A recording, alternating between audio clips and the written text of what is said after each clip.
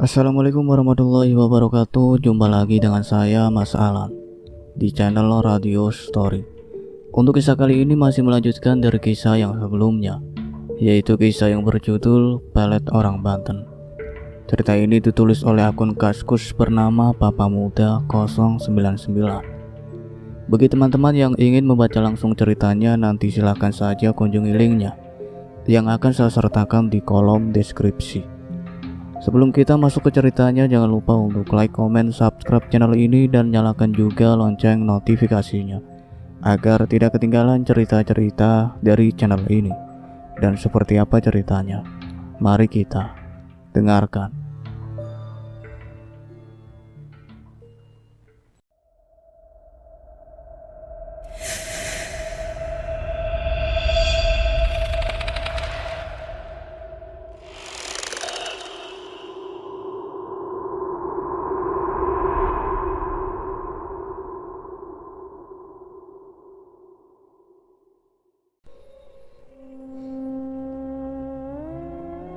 Sebelum Abah kembali bercerita, Abah memanggil salah seorang santrinya yang kebetulan sedang berada di pondok bagian bawah. "Soleh," panggil Abah. Terdengar langkah kaki bergegas menaiki tangga kayu itu. Kemudian muncul Soleh, santri Abah yang masih berusia belasan tahun. "Iya Bah, ada apa?" tanya Soleh sambil melihatku dan istriku. Ia sedikit mengangguk hormat. Aku dan istriku membalas anggukan itu. "Abah minta tolong, kamu ambil air di botol di kamar Abah. Tanya aja sama ibu, ibu sudah tahu kok. Oh iya, sama bawakan kopi 2 dan teh manis panas 1, ujar Abah. "Baik Bah," jawab Soleh. Dia lalu bergegas turun. Setelah kepergian Soleh, Abah bersiap memulai ceritanya. "Jadi gini, Mas, Neng," kata Abah kepada kami berdua. "Selain si Emas yang memang tidak ada niat jahat, ada 3 orang lain lagi yang bermaksud mencelakakan si Neng. Di sini akan Abah buka semuanya, biar kalian tidak mencurigai orang yang tidak bersalah." "Iya Bah," saut kami berdua. Ketiga orang yang Abah maksud ini mungkin agak mengagetkan. Jadi Abah minta, terutama si Eneng, agar menyiapkan diri untuk mendengarkan, kata Abah sambil menoleh istriku. Kulihat istriku mengangguk kecil. Sebelum memulai, Abah menarik nafas panjang dan dalam. "Semoga apa yang Abah akan katakan ini semuanya berasal dari Yang Maha Kuasa, Allah Subhanahu wa Ta'ala. Karena Abah hanyalah manusia biasa seperti kalian. Hanya saja, alhamdulillah, Abah dikasih kepercayaan sama Gusti Allah, sebuah kelebihan. Dan kelebihan ini mudah-mudahan bisa Abah gunakan untuk kebaikan." "Amin Bah," kataku. Dari yang Abah lihat, 2 dari 3 orang ini sudah bekerja sama untuk menghancurkan Eneng. Abah kembali menarik nafas dalam dan mengembuskannya, seperti ada beban yang sangat berat. Entahlah, aku udah tahu. "Orang pertama namanya adalah Iya," kata Abah sambil melihat reaksi istriku. Kulihat tidak ada perubahan yang berarti di raut wajahnya. Karena ia itu dari yang kudengar dari istriku, sudah agak lama keluar dari pabrik. Si Iya ini Abah lihat sudah tidak bekerja di pabrik lagi. Tapi dia mempunyai rasa dendam pribadi kepada Eneng, karena Neng sudah memecatnya dan mengeluarkannya dari pabrik waktu itu. Nah, kebetulan orang tua si Iya ini adalah seorang dukun yang biasa dimintai tolong warga sekitar. Sebenarnya, sudah lama dukun ini berniat mencelakai Eneng dan si Emas. Hanya saja, alhamdulillah, ilmunya masih belum mampu menembus pagar gaib Eneng dan si Emas, ujarnya. Aku tahu, Abah sengaja merendah dengan tidak menyebutkan pagar gaib apa itu. Karena seingatku sekitar setahun yang lalu kami berdua pernah dirawat oleh Abah. Abah hanya bilang itu untuk membersihkan energi-energi negatif di tubuh kami, dan juga untuk jaga-jaga badan aja. Jadi secara tidak langsung itu menunjukkan bahwa ilmu orang tua ia masih di bawah Abah. Saat Abah hendak berbicara kembali, Soleh muncul dengan membawa nampan yang berisi semua pesanan Abah. Soleh lalu menghidangkan kopi di depan Abah dan aku. Sedangkan teh manis disiapkan untuk istriku. Ada juga sebuah botol aqua yang penuh air. "Diminum dulu mas, Neng," ujar Abah mempersilahkan kami. Kami lalu meminumnya. Setelah beberapa teguk, Abah tambah mengeluarkan rokok favoritnya. Kupikir ia akan merokok sebatas dulu, tetapi ternyata Abah memasukkannya lagi. Setelah aku perhatikan, ternyata di sekitar kami tidak ada korek apinya. Aku tersenyum kecil, begitupun dengan istriku. Abah sendiri tertawa mengetahui candaannya mengenai kami.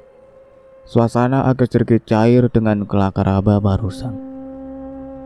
"Nah, sekarang Abah akan ceritakan orang kedua dan ketiga ini," kata Abah melanjutkan cerita. Seperti yang sudah Abah singgung sebelumnya, bahwa kedua orang ini bekerja sama untuk menghancurkan si Eneng. Mereka berbeda maksud, tapi memiliki satu tujuan, dan mereka adalah Sukirman dan Rika. Aku dan istriku terkejut. Kalau Sukirman memang sudah kami duga sebelumnya, tapi nama terakhir yang Abah katakan sungguh mengejutkan kami. Karena sepengetahuanku, Rika itu sangat baik dengan kami. Pernah kulihat ia dan istriku makan bersama di kontrakan kami.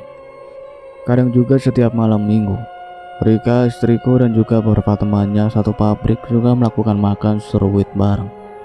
Makan dengan cara khas Lampung. Abah kembali berkata, tujuan Sukirman adalah untuk mendapatkan si Eneng. Jadi dia itu tadinya berharap saat kejadian tadi siang itu rumah tangga kalian bubar berantakan, biar Abah rinci agar si Emas dan Eneng paham.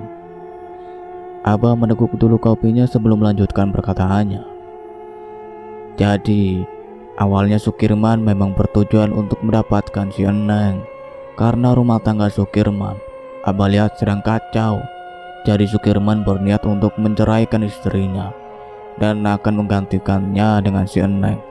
Selain karena secara fisik si Eneng lebih cantik, dan juga karena si Eneng ini Sukirman anggap akan bisa membantunya dalam masalah ekonomi. Karena gaji Eneng yang lumayan besar bisa menutupi gaya hidupnya, maka mulailah ia membuat rencana. Aku meratap Abah dengan tegang. Tak kusangka Sukirman sudah memikirkan hal sekeji itu, berniat menghancurkan rumah tanggaku demi kepuasan dia sendiri. Tanganku mengepal. Aku mulai menyesal kenapa tak kuajar saja dia tadi siang.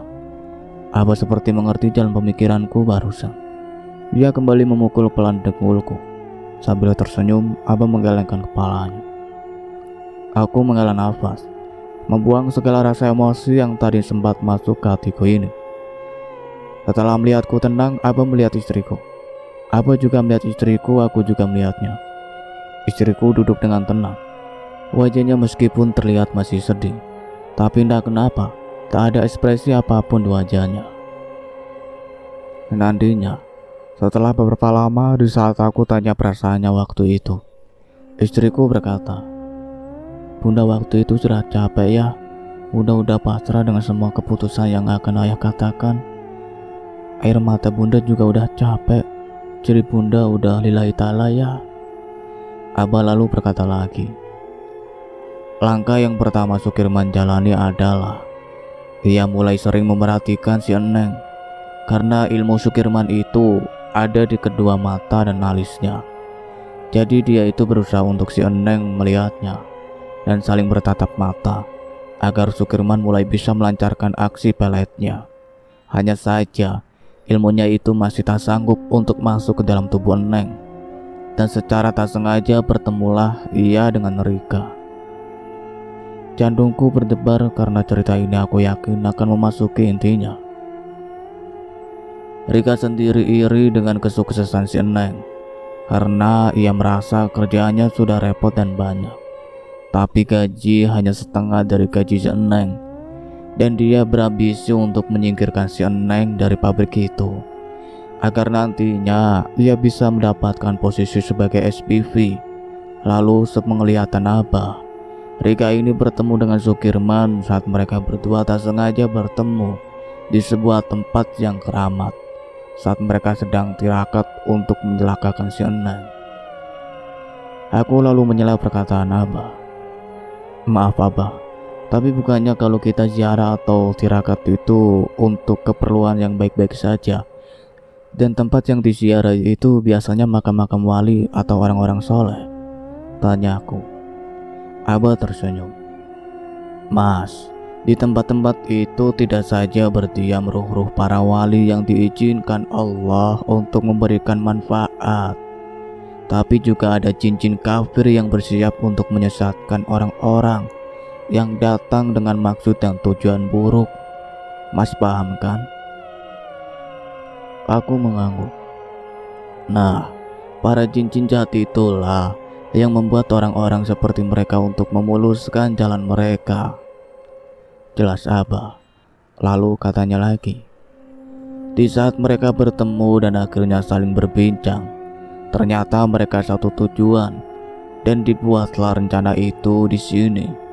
Peran Sukirman adalah sebagai pelaksana, sedangkan Rika sebagai backupnya. Dan hal yang pertama mereka lakukan adalah bersama-sama mengirimkan ilmu jahat kepada Eneng. Dan di saat itu, Eneng sudah mulai tak kuat karena diserang oleh 3 kekuatan secara bersamaan. Meskipun tak kena secara telak, tapi itu berhasil membuat pertahanan si Eneng tergoyahkan.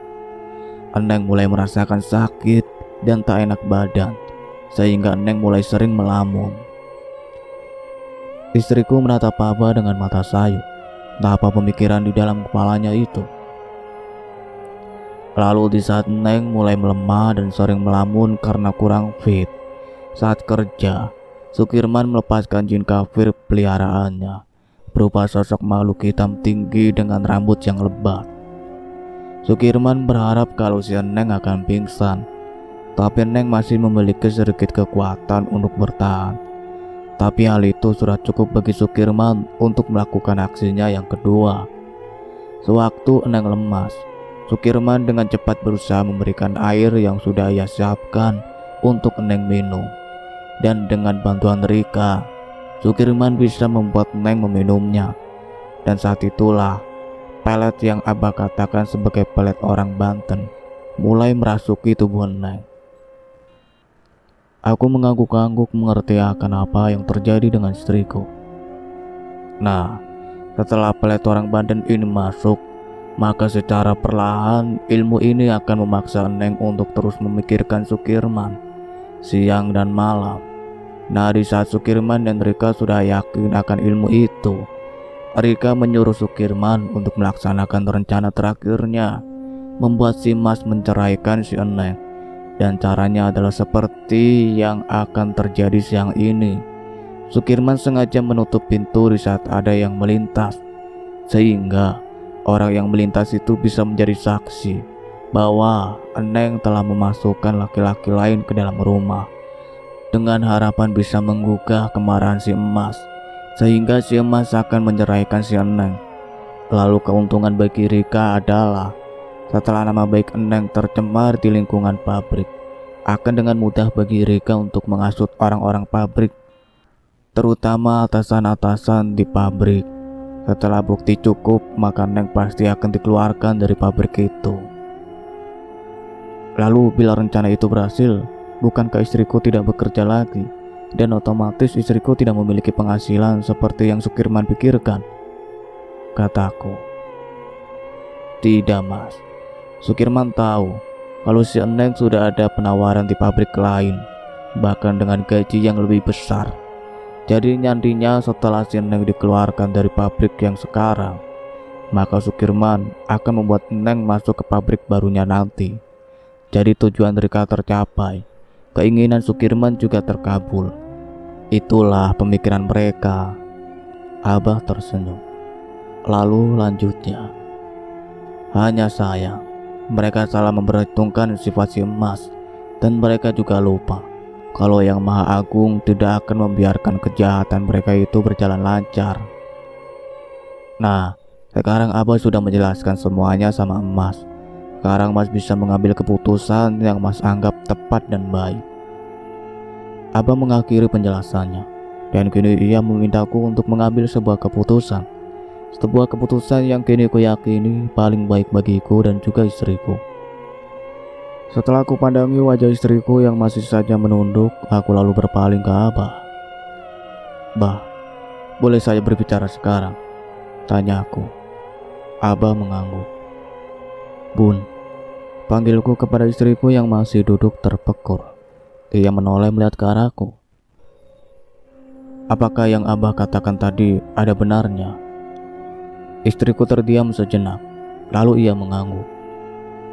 "Seingat Bunda, apa yang Abah ceritakan tadi ada yang masih Bunda ingat dan Bunda jalani ya?" Aku menghela nafas panjang sebelum berkata,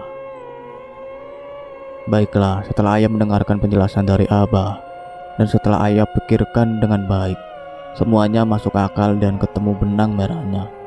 Ayah berharap bahwa kejadian ini memang betul karena Bunda tidak sadari. Ayah juga meminta maaf karena sudah berpikiran buruk sama Bunda, berkata-kata kasar sama Bunda, marah-marah sama Bunda, karena ayah sangat kecewa dengan perilaku Bunda siang itu. Dan meskipun sekarang ayah tahu kalau hal ini terjadi tanpa Bunda sadar, kejadian itu tetap akan membekas dan akan ayah kenang. Tapi marilah kita saling memaafkan dan saling memperbaiki diri masing-masing, agar keluarga kita ini selalu rukun dan damai. Istriku mengangguk kecil, kulihat di matanya air mata mulai mengembang. Aku rata lagi melihat istriku yang seperti itu. Tak peduli di depan kami ada Abah, aku beringsut cepat ke arahnya. Kurai kepalanya dan kupeluk erat. Tangis pecah keluar dari mulut istriku. Semakin erat pula dekapanku, tak terasa air mataku juga ikut menetes, mengalir begitu saja dengan berbagai macam perasaan yang bercampur aduk. Sangat berat sekali beban yang istriku sanggah, sendirian pula. Aku yang selama ini selalu sibuk dengan kesenanganku, aku yang tak memperhatikan keadaan istriku, aku yang sangat sedikit waktu untuk istriku. Semua penyesalanku kutumpahkan pula malam itu. Air mataku ikut mengalir tanpa bisa ku cegah. Kami saling menangis, aku dan istriku. Abah sendiri ikut meneteskan air mata.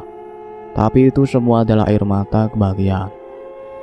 Setelah beberapa saat, kami duduk dengan posisi seperti semula, tapi dalam suasana hati yang berbeda. "Maafin Bunda ya," kata istriku dengan pelan. Aku mengangguk. "Iya Bun, gak apa-apa. Ini kita jadiin pembelajaran buat kedepannya. Pelajaran buat Bunda dan pelajaran buat ayah juga. Dan ayah sendiri juga minta maaf karena selama ini ayah kurang perhatian sama Bunda. Ayah janji, mulai sekarang ayah akan lebih memperhatikan Bunda lagi," kataku. "Iya ayah, terima kasih sudah mau memaafkan Bunda," kata istriku. Setelah melihat aku dan istriku saling memaafkan, Abah lalu kembali berbicara.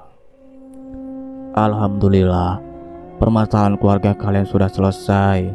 Tapi masalah ini baru selesai 50%. Masih ada lagi 50% masalah yang akan menanti kalian bila tidak diselesaikan saat ini juga," ujarnya. Kami berdua saling pandang dan mengangguk. Aku juga tidak yakin kalau masalah ini selesai hanya dengan kami berdua saling memaafkan. Abah kembali berbicara. "Nah, untuk si Mas, masalah ini Abah kira sudah selesai. Tapi untuk si Eneng masih belum. Nah, sekarang Eneng duduk lebih mendekat ke Abah." Istriku menggeser duduknya lebih ke depan. Abah lalu mengambil botol minuman yang tadi Soleh bawakan. Tutup botol dibuka, lalu Abah tampak membacakan doa-doa. Selama Abah lalu mengansurkan botol itu kepada istriku. "Sekarang Eneng minum air ini sampai setengahnya. Jangan sampai habis. Jangan lupa, sebelum diminum baca bismillah dulu. Niat kepada Allah untuk dijauhkan dari segala jenis kejahatan, baik itu ilmu sihir maupun nyata." "Iya Bah," jawab istriku. Lalu kulihat istriku memejamkan kedua matanya. Mulutnya sesekali kulihat komat kamit berdoa. Ia kemudian membuka matanya. Abah memberikan tanda kepada istriku untuk mulai meminumnya. Dengan mengucap basmalah, istriku kemudian meminum air itu sampai setengahnya. Botol lalu ditutup kembali oleh Abah, dan istriku disuruh mundur kembali. Istriku duduk kembali di tempat semula. Alhamdulillah, mudah-mudahan setelah ini Eneng sehat dan seperti semula lagi, kata Abah. Memang saat ini masih ada sisa dari ilmu Sukirman itu, tapi lambat laun, insya Allah besok bayangan Sukirman akan menghilang dan Eneng sudah tidak akan memikirkan Sukirman lagi. Kami mengangguk. Aku menarik nafas lega. Aku mengucapkan syukur kepada Allah karena kuasanya kami dipertemukan dengan sosok Abah, sehingga Abah bisa menjadi perantaranya menolong keluargaku dari ambang kehancuran akibat pelet itu. Tapi, lanjut Abah yang membuatku kembali fokus memperhatikan ucapannya. Sukirman dan Rika tidak akan tinggal diam saja melihat Eneng sudah sembuh. Saran Abah, Eneng secepatnya pindah dari pabrik ini. Eneng terima saja tawaran dari pabrik yang baru itu, agar Eneng tidak terus-menerus bertemu dengan mereka, utamanya dengan Sukirman. Karena meskipun Eneng sudah sembuh, kalau Eneng masih terus-terusan ketemu dengan Sukirman, bisa jadi Eneng akan terkena peletnya lagi. Karena pusat kekuatan ilmu peletnya itu ada di matanya. Dan pasti Abah yakin kalau Sukirman akan terus berusaha membuat Eneng melihat matanya. Aku memandang istriku. Istriku lalu berkata, "Iya Bah, Rara akan menuruti nasihat Abah. Tapi Rara gak segampang itu buat langsung resign dari pabrik, karena Rara di sana juga punya tanggung jawab langsung kepada bos besar. Sedangkan bos besarnya ini masih belum pulang dari Cina. Dia masih urus pabriknya di sana." Abah mengangguk-angguk mengerti. Kalau begitu, Eneng sebisa mungkin hubungi bos Eneng. Bila kalau Neng mau resign, soalnya akan gawat kalau Neng masih di situ. Kemungkinan kejadian seperti ini terjadi lagi akan besar, Neng, kata Abah. Iya Bah, Rara juga tahu. Rara juga gak mau kejadian ini terulang lagi. Rara akan berusaha secepatnya resign dari pabrik, jawab istriku. Aku lalu mencoba bertanya kepada Abah. Bah, punten, apa bisa Abah kasih istri saya pegangan buat sementara ini, biar istri saya gak gampang kena pelit itu lagi. Untuk sementara saja, Bah. Abah menunduk sejenak, mencoba berpikir solusi yang tepat. Tak lama. Baik Mas, Abah nanti akan kasih pageran buat badan dan roh si Eneng, biar ilmu pelet Sukirman gak tembus. Tapi Abah gak bisa janji untuk berapa lamanya. Soalnya ilmu Abah juga ada batasannya. Nanti gini aja, buat si Eneng akan Abah kasih pageran. Lalu buat menguatkannya, si Emas juga akan Abah kasih amalan buat Mas amalkan. Gunanya adalah Mas akan menjadi perantara Abah buat menjaga pageran badan si Eneng, biar gak gampang tembus selama Eneng masih kerja di pabrik yang sekarang, kata Abah sambil melihat ke arahku. Aku langsung mengangguk. Bagiku kini saatnya lebih berperan aktif dalam melindungi istriku. Aku sendiri sadar aku tidak mempunyai pegangan apapun untuk menghadapi hal-hal yang bersifat gaib. Tapi aku memiliki sebuah keyakinan bahwa Yang Maha Adil tidak akan melihat hambanya yang berjuang di jalan kebenaran terasingkan. Saya siap Bah, sautku mantap. Istriku menatap tajam kepadaku. Ia kulihat terharu.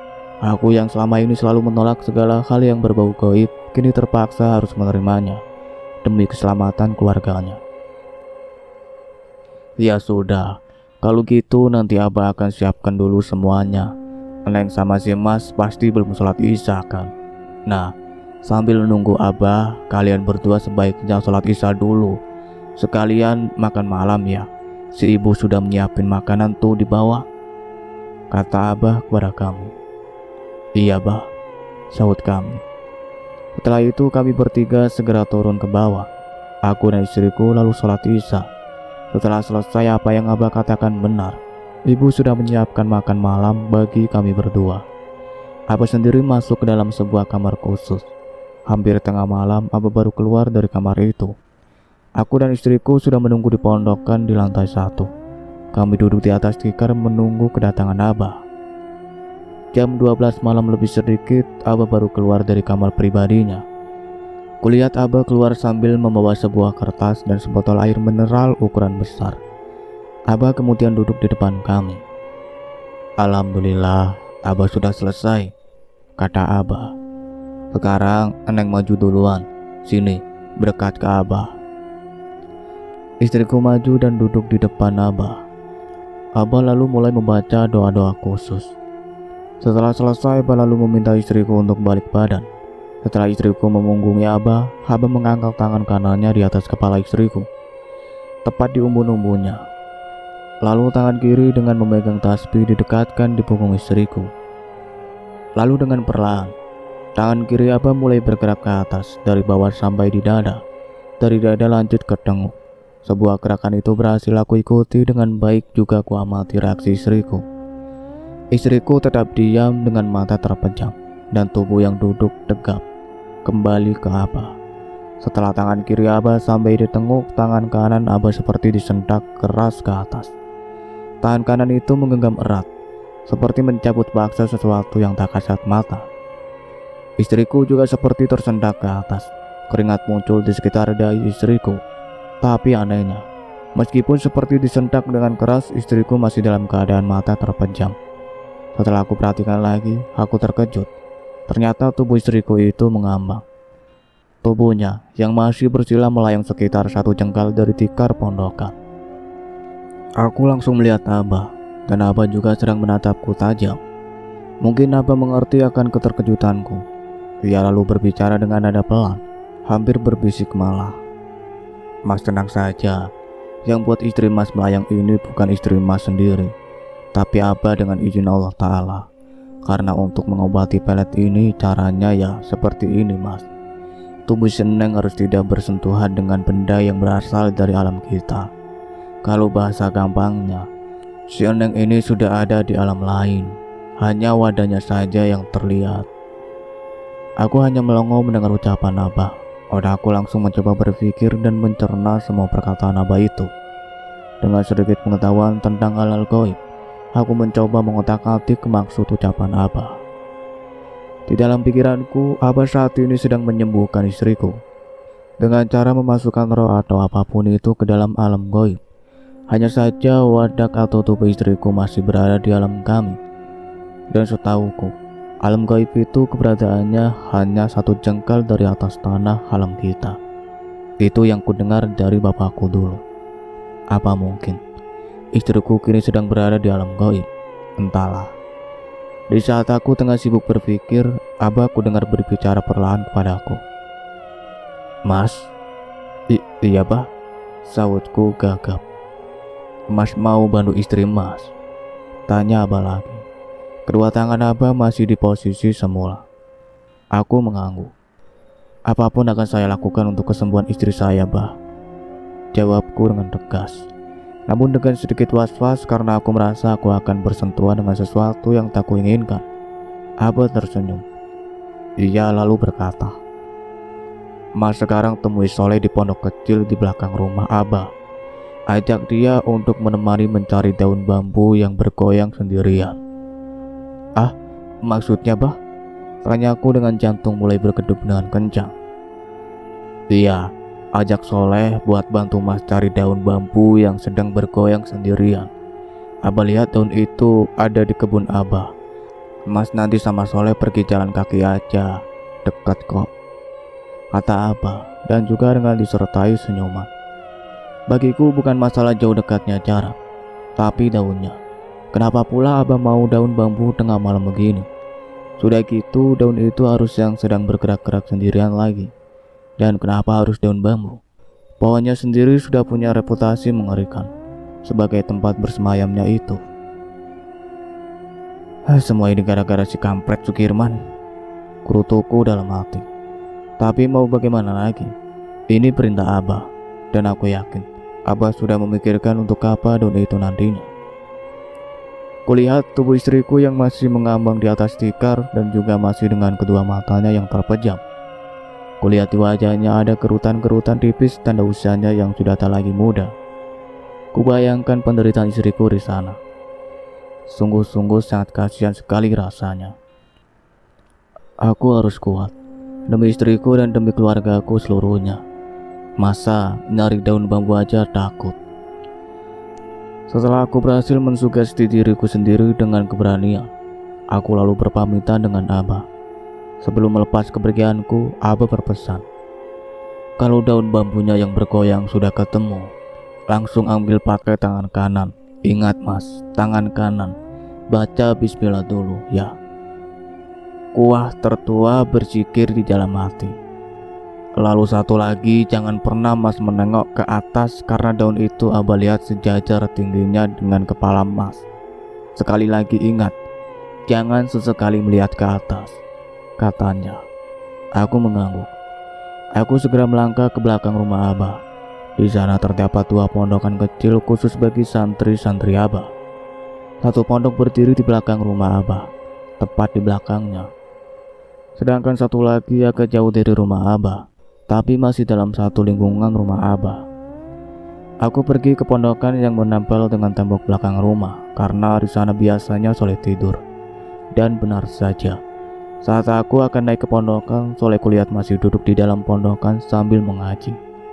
Agar aku untuk mengganggu aktivitasnya, tapi aku mengingat kembali pesan Abah dan juga kondisi istriku. Assalamualaikum, kataku dengan perlahan, takut membangunkan beberapa santri lain yang sedang tertidur. Soleh menghentikan aktivitas mengajinya. Waalaikumsalam, sahutnya. Soleh langsung berdiri begitu melihatku berdiri di depan pondoknya. Kulihat ia langsung membereskan perlengkapannya mengaji. Ia lalu turun dari pondokan. Ada apa, Ak? Tanya Soleh padaku. Aku lalu menjelaskan kepadanya maksud dari kedatanganku. Soleh mengangguk tanda mengerti. Ya udah, ayo atuh, Ak, katanya dengan cepat. Kami lalu beriringan berangkat menuju kebun milik Abah. Kata Soleh, kebun itu tak begitu jauh, hanya sekitar 10 menit jalan kaki ke arah belakang rumah. Cerita berikut ini berdasarkan pengalaman istriku di saat aku tengah mencari daun bambu itu, dan inilah kisahnya. Saat itu, aku sedang menunggu kedatangan Abah bersama suamiku di pondokan. Abah masih lama gak ya? Tanya aku pada suamiku. Gak tahu pun, kita tunggu aja, jawabnya sambil kulihat ia memperbaiki duduknya. Aku saat itu sudah sedikit lebih tenang karena masalahku sebagian besar sudah tuntas. Hubunganku dengan suamiku sudah mulai membaik. Dia sudah kembali memanggilku dengan sebutan bunda, bukan dia atau kamu lagi. Tak lama, Abah kulihat berjalan dengan tenang ke arah kami. Dia lalu naik ke pondokan ini dan duduk agak jauh di hadapan kami. Abah lalu memanggilku untuk mendekat. Aku menoleh ke arah suamiku. Ia mengangguk. Aku segera menggeser dudukku agar lebih mendekat ke arah Abah. Abah memberiku isyarat agar aku memejamkan mata dan membalikkan badan. Aku menurut. Kini sambil terpejam aku duduk memunggungi Abah. Aku merasa sedikit tidak enak dan merasa kurang sopan. Tapi aku segera mengenyahkan pikiranku itu. Aku harus fokus dengan penyembuhanku. Aku meyakinkan dalam diriku bahwa Abah lebih tahu daripada kami berdua. Abah berbisik kepadaku. Pasrahkan sama Gusti Allah, Neng. Yakinlah bahwa ini akan menyembuhkan Neng. Neng harus yakin sama Gusti Allah. Karena kalau Neng tidak yakin, sehebat apapun Abah, hasilnya akan percuma. Setelah mendengar perkataan Abah, aku mulai mensugesti diriku. Aku harus yakin akan kekuatan Allah. Aku mulai melemaskan seluruh tubuhku dari yang awalnya tegang. Dan tiba-tiba saja aku merasakan denyutan yang sangat keras merambat dari tulang ekor punggungku menuju ke atas. Dan saat sampai daerah dada, aku berteriak keras, tak tahan dengan rasa sakit dan panasnya. Aku membuka mata dan tiba-tiba, di mana ini? Aku kaget. Begitu aku membuka mata, kulihat di sekelilingku hanyalah semak belukar dan pepohonan. Tidak ada Abah, pondokan dan juga suamiku. Aku melihat sekeliling sekali lagi, dan hasilnya tetap sama. Tak ada siapapun, hanya pepohonan dan semak belukar di sana sini. Dan anehnya lagi, Suasana di sini tidaklah gelap seperti tadi. Yang kurasakan saat itu adalah seperti sore menjelang malam. Iya, seperti waktu maghrib. Atau dalam bahasa lain adalah waktu sendikala. Tapi aku merasakan bahwa aku tidaklah sendirian di sini. Aku yakin, sangat yakin, bahwa ada sesuatu atau sesosok makhluk yang ada entah di mana sedang mengawasiku. Aku kini sekali lagi berteriak memanggil nama suamiku dan Abah. Tapi aku takut kalau yang datang malah sesuatu yang kini kurasakan sedang mengawasiku. Bulu kuduku meremang. Tiba-tiba aku terkejut, jantungku memompa darah dengan cepat dan kencang.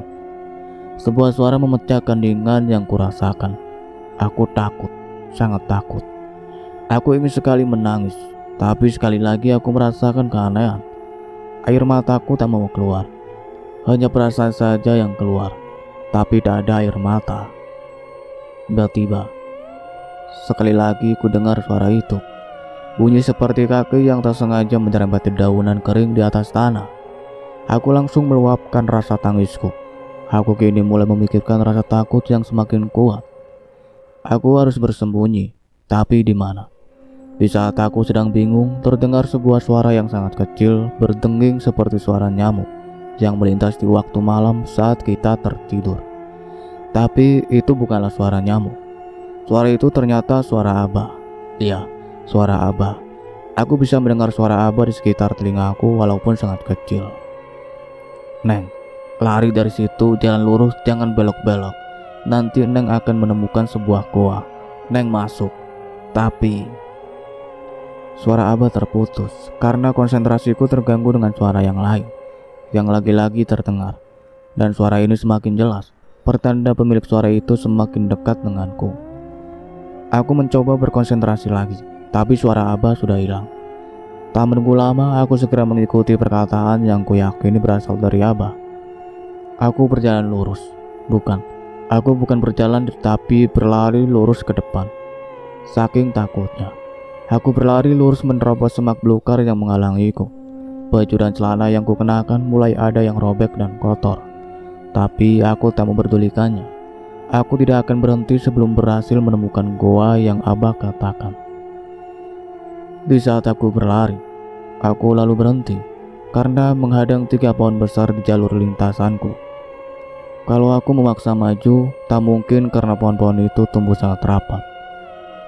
Ada sebuah celah kecil di antara pohon-pohon itu, karena ada satu pohon yang tidak bersentuhan rapat dengan 2 pohon di sebelahnya. Pohon itu lebih kecil dari 2 pohon lainnya. Tapi celah itu hanya cukup untuk tubuh anak kecil. Ku coba melihat di sisi kiri pohon yang agak kecil itu. Ada sebuah jurang yang cukup dalam. Aku segera melihat di sisi sebelah kanan. Kulihat banyak tumbuhan berduri sangat tajam, seperti pohon-pohon jeruk tapi lebih kecil dan lebat. Satu-satunya jalan adalah aku harus berlari memutari semak-semak berduri tajam itu. Tapi aku takut nanti tidak bisa bertemu jalur ini lagi. Karena jujur, aku sangat pelupa dengan yang namanya menghafal jalan. Karena itu aku tidak ikut kegiatan pramuka sewaktu sekolah dulu. Tapi kalau aku terus di sini juga, bisa-bisa sesuatu itu keburu muncul dan menangkapku. Suara itu muncul kembali. Aku menoleh ke belakang. Kulihat pohon-pohon bergoyang di belakang sana. Entah apapun itu, tapi aku sangat yakin bahwa makhluk yang mengejarku memiliki ukuran tubuh yang tinggi dan besar. Ya Allah, gimana ini? Tanya aku putus asa. Tiba-tiba dari arah jurang melintas 2 buah kupu-kupu berwarna cerah di depanku. Mereka melintasiku dan mengarah menuju pinggiran semak belukar berduri tajam di sisi kanan. Entah atas dasar apa, aku secara naluriah berjalan mengikuti kedua binatang cantik itu. Kedua kupu-kupu itu terus terbang berdampingan di sepanjang sisi semak berduri itu.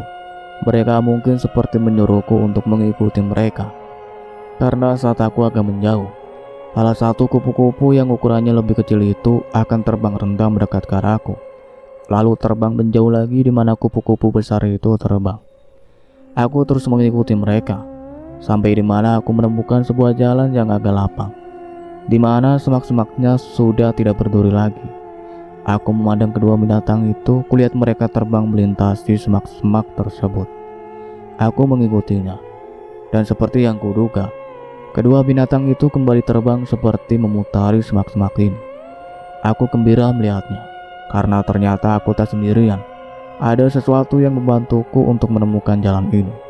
Siapapun itu, aku sangat bersyukur kepada Allah Subhanahu wa Ta'ala atas pertolongannya. Tak berapa lama, aku berhasil kembali ke tempat di mana ketiga pohon itu berdiri. Aku tersenyum senang. Aku lalu hendak berjalan kembali sesuai dengan petunjuk Abah. Tetapi, saat aku hendak menghadap ke kanan, makhluk yang selama ini membayangi gerakanku menampakkan wujudnya. Makhluk itu ternyata sudah sampai di sisi lain ketiga pohon besar yang rapat itu. Aku melihat tubuhnya yang besar dan tinggi, hampir menyamai tinggi pohon besar di sebelah kirinya. Bisa kulihat bulu-bulu lebat panjangnya menutupi sekujur badan, mata merahnya yang mengintip dari celah pohon. Lalu, suara yang dulu pernah aku dengar kembali terdengar, dan ini sangat jelas. Rara, Rara.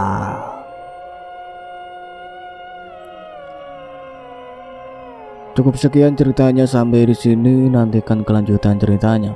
Saya akhiri, wassalamualaikum warahmatullahi wabarakatuh.